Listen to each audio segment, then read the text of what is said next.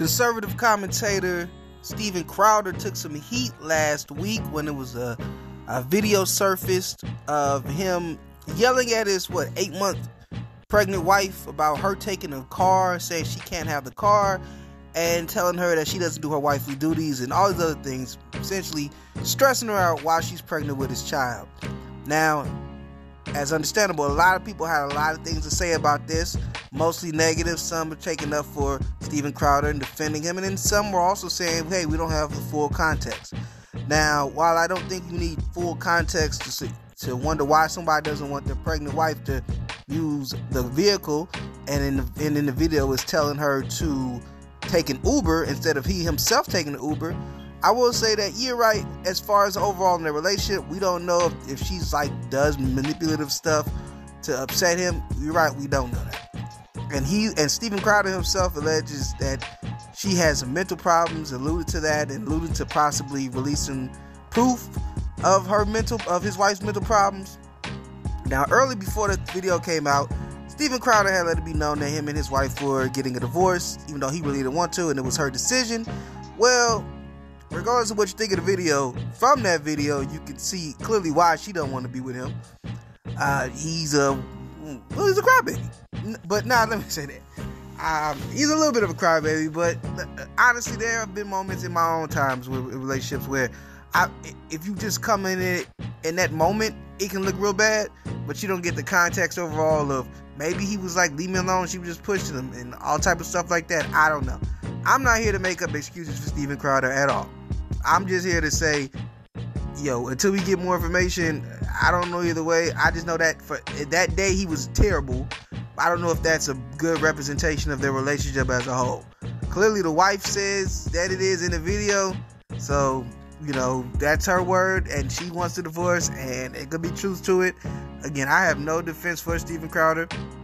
I think he's a pretty crappy person, and he has shown to be very selfish for himself and tried to use his audience, for his own gain as far as monetary value.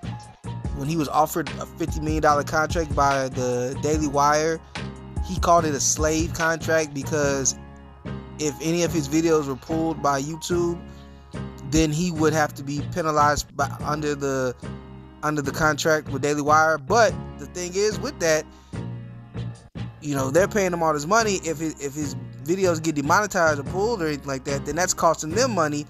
So that's why they were trying to just balance it out so where it would fit. If he cost them any money, they'd just take that out of what they owe him. To him, that was crazy. I don't know. And he tried to rally his troops around, saying it was a slave contract and it was slave labor and all this other nonsense stuff, And he's the type of guy who would who probably or mostly dismisses a lot of black issues and tells us why we're wrong and the same old stuff, but he wants to use our verbiage when it benefits him, and that's kind of how guys like him are. Like I said, I just want to be fair and let it be known we don't really know what's going on with Steven Crowder and his wife. But it's become, I guess, maybe a little bit more apparent because now we're hearing that Steven Crowder be putting his ding-a-ling on people at work, exposing himself to people at work, that people are seeing his private area. A lot of guys, even though there's already been the rumors of Steven Crowder being in the cross-dressing and possibly, being, a brother on the down low, because he does like to dress up like women a lot to try to, prove his anti-trans arguments or whatever. But it just kind of became yo, bro, why are you dressed like a woman so much? You looking really you must really like to do this. A lot of people accuse Steven Crowder of really liking to dress like a woman, and that's where the down low brother comments came from. And I mean, there was some points to that, and then you add this. I mean, let me say, I understand. A lot of white people, they sometimes can have a sense of humor that don't work for a lot of black people. But if you at work and you just pulling your meat out and putting it on people or pulling around people, it's gonna kind of be a little weird. And then when you're doing it around men, don't get me wrong, if Steven Crowder was to expose himself around females in the workplace, that would open up to a lot of lawsuits. But honestly, exposing yourself around men will open you up to a lot of lawsuits. But I guess you won't be looked at as a sexual pervert or predator. However, if if it's true, the rumors are true, and you are liking on men, then it could come back to somebody would think that about you. But I don't know. Clearly, whatever's going on with Steven Crowder, his people are coming at him. He's not a very likable guy, so I can see why a lot of his enemies are ready to pile up on him right now. And I guess it's going to be up to the loyalty of his fan base and his talent or whatever to see if he can pull through this and not be canceled by not only just people who already didn't like him, but shoot, maybe even some conservatives. It's the WACCast podcast,